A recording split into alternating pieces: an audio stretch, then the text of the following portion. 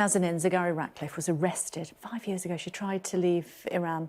She was charged with spying and has been in prison since. Her 5-year sentence is nearing its end, but yesterday her family was told that she's facing a new charge.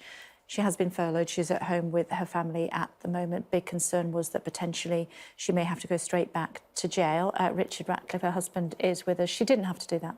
She didn't, yes, you're right. So yesterday she was taken in front of Judge Salavati, who's the judge who's tried her on previous cases, was told that second court case has been revived, you're going to be in court again on Sunday. So, yeah, I mean, bad news. It could have been worse.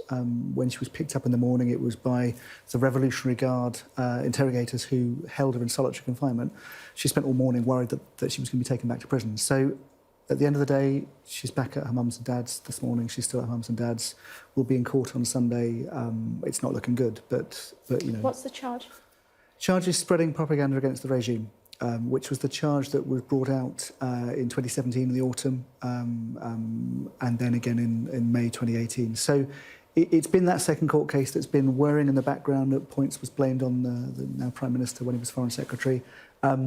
Never came to court. Tell us more about that. You don't just sweep that under the carpet. So the court case, in fairness, was invoked when Nazanin became eligible for parole to stop her being released. Boris Johnson, when he was Foreign Secretary, misspoke in Parliament. That was pounced on by the Iranian authorities. Said that she was a journalist. Said that she was in Iran training journalists when she was on holiday. That was used to justify the court case.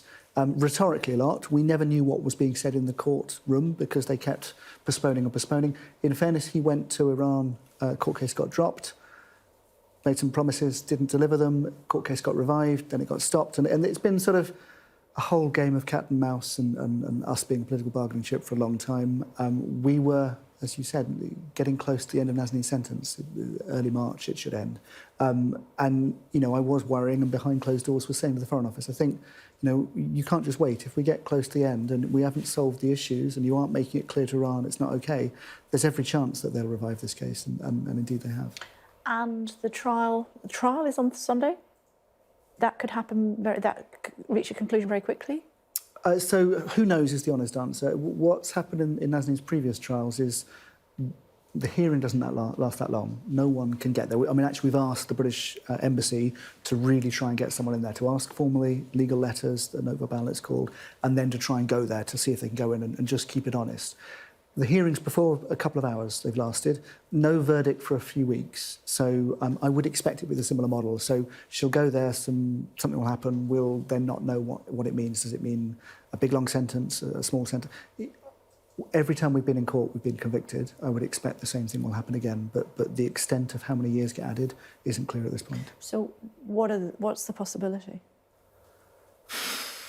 I mean, who knows, is the answer. I don't think we're talking another 10 years, but we certainly could be talking, you know, another couple of years.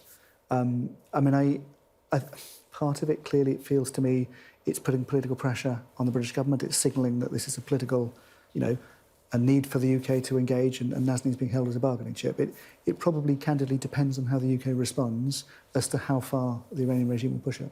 We owe the Iranians a shed load of money, don't we?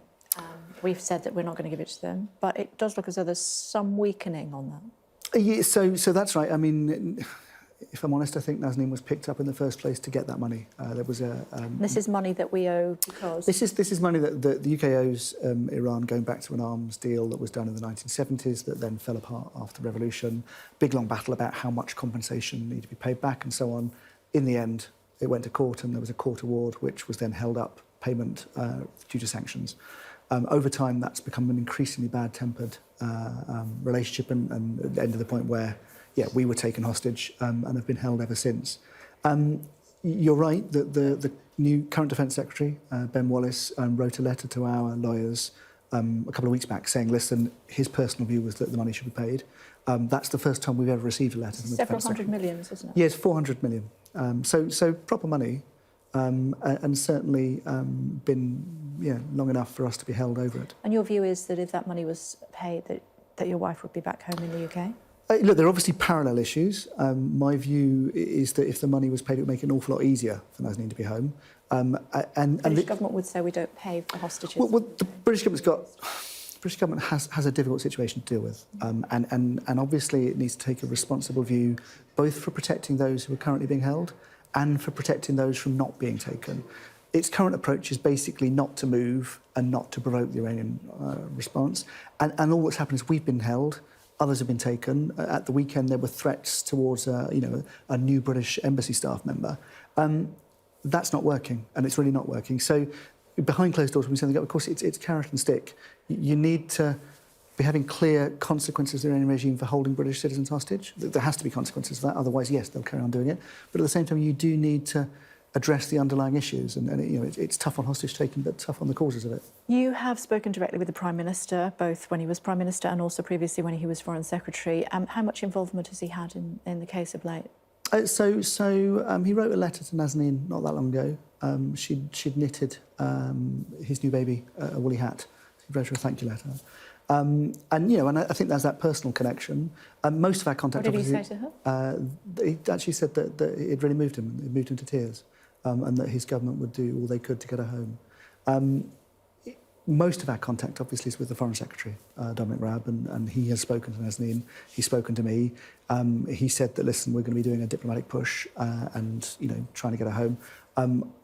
I was reasonably sceptical that what they were trying was going to work, and we'll pick that conversation up behind closed doors to say, listen, it doesn't feel that we're in a good place. How is she? Yeah, OK. I mean... kind of as you said at the beginning, she was really daunted about being put back into prison, relieved yesterday after court that she wasn't back in prison, and then as the day went on, reflecting more on the enormity of what lay ahead and actually kind of what for her what the worst case scenario was, it's 5 years and I'll be home in March, now looking like it might be a lot longer. How's the baby, Gabriella, settled into school? Yeah, so really glad to be back, as I'm sure 6-year-olds throughout the country are. Much more fun. I call her baby because she's your baby. No, and yeah, no, she's a big girl as far as she's concerned.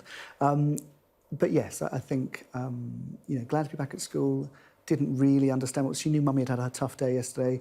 Picked up on the fact we were stressed and she was being a bit neglected, and so we had a few fraught moments yesterday. But she still lives in the moment of enjoying life in the here and now. And how are you doing? Yeah, OK. I mean, yesterday was tough. I bet. And it'll be a bumpy few days. I think for us, we need to see what happens on Sunday, what happens in the courtroom. Can the British government get in there or not? So I think it's a bit wait and see and not let myself feel it too much until we know really where we are. We know that they watched the show in Downing Street. A thought for the Prime Minister? Yeah, I mean, I think there is a need for a rethink. There is clear signalling happening to the British government about what they need to do, and they do need to look very carefully at how they protect people. OK, it's good to talk to you. Do keep in touch. Anything we can do at all, let us know. Thank you. Thank you, as always.